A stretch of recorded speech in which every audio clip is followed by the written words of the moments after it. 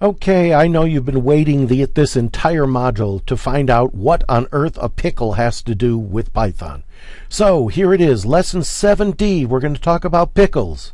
Yes, pickles. Reading data. Now we've been reading files of human readable text in which everything is stored as a string.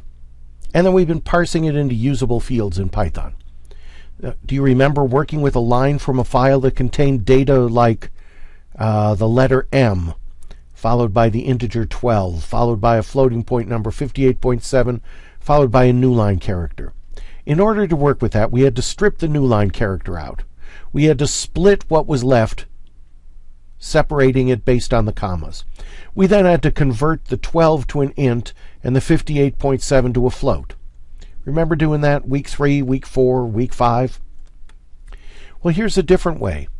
Rather than always reading data in human readable form, we can read and write data as Python data.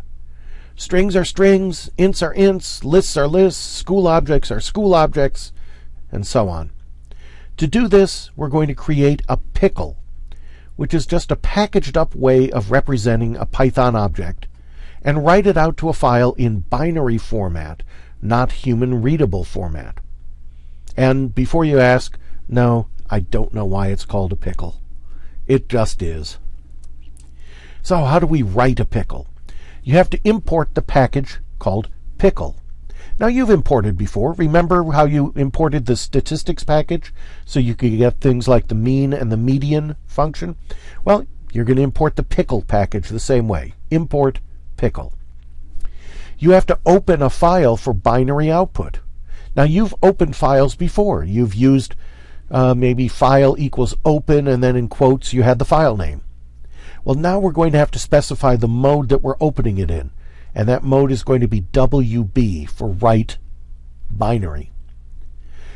You'll have to use a function from the pickle package called dump to create a pickle of one object and write it to the file you've opened. And you have to close the file you opened.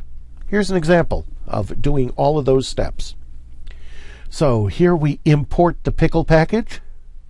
Then we give ourselves a variable called output file. Output file equals open. I give it a file name in quotes, and then the mode that I'm going to open it with. The only mode you've used so far is just quote read quote, quote r quote. And that's the default, so if you left it out, it didn't make any difference.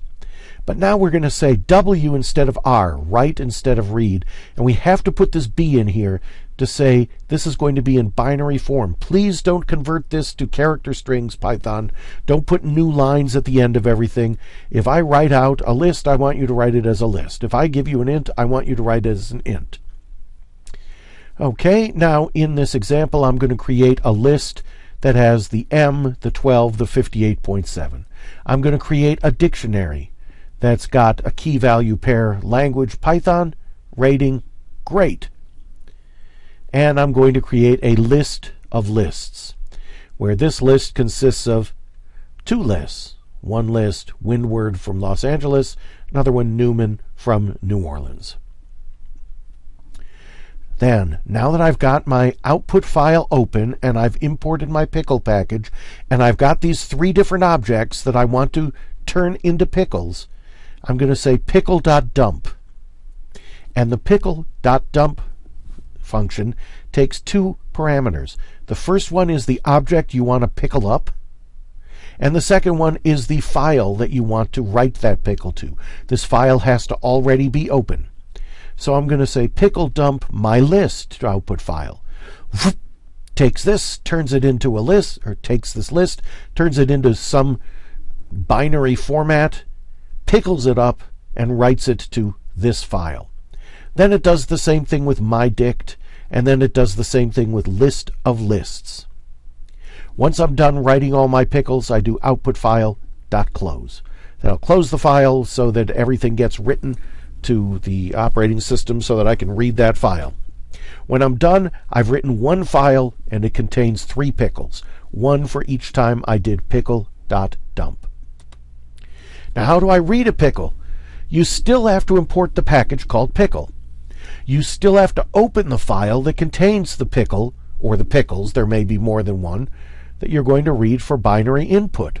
This means the mode of the file is RB for read binary, not WB when we created it, which was write binary, and not just plain old R, which you might have used when you were reading in our comma-separated values files. RB for read binary. Now, we used pickle.dump to write out the pickles, to pickle things up and then put them in a file. We used the pickle package's load function to unpickle an object from the file you've opened, and then you close the file that you opened. Here's an example. Import pickle. Input file equals open.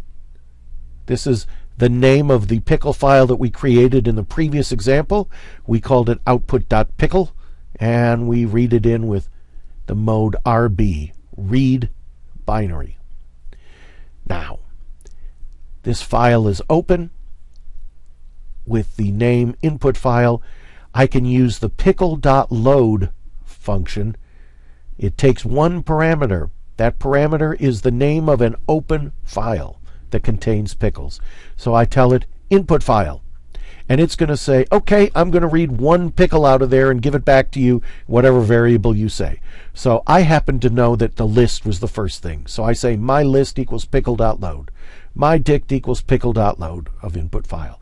My list of lists equals pickle.load of input file. Since I know there are only 3 pickles in there, I will close the input file. Then if I print my list, I get the same list that I had before. If I print my dict, I get the same dictionary I had before. And if I print list of lists, I get the same list that contains 2 lists, one with the Windward School and its city, one with the Newman School and its city. So, import pickles, remember how to open a file, and use pickle.load to read, pickle.dump to write. Hopefully this will be helpful for you. I know it's going to be helpful for you when you're working on programming assignment for week 7 and 8.